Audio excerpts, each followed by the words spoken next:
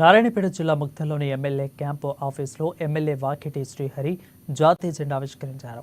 MPDO MRO ఆఫీసులో జాతీయ జెండాను ఆవిష్కరించారు. ఎంతో మంది తెలంగాణ సాయుధ పోరాట వీరుల త్యాగఫలంగానే తెలంగాణ ప్రజలకు నిజాం నిరంకుశ పాలన నుండి ప్రజలకు విముక్తి లభించిందని వాకిటి అన్నారు. రజాకర్ల ఆకడాలను అరాచకాలకు ఎంతో మంది తెలంగాణ సాయుధ పోరాటంలో ప్రాణాలర్పించి విముక్తి కలిగించారని గుర్తు చేశారు.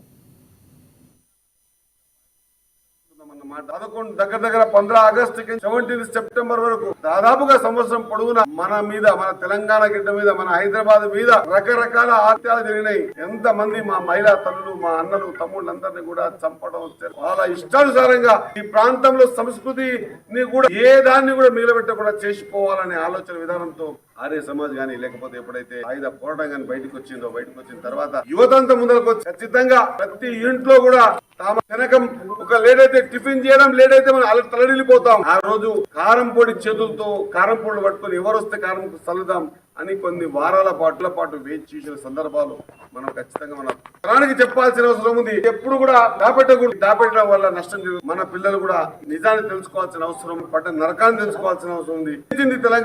ఈ తెలంగాణ ఎట్లా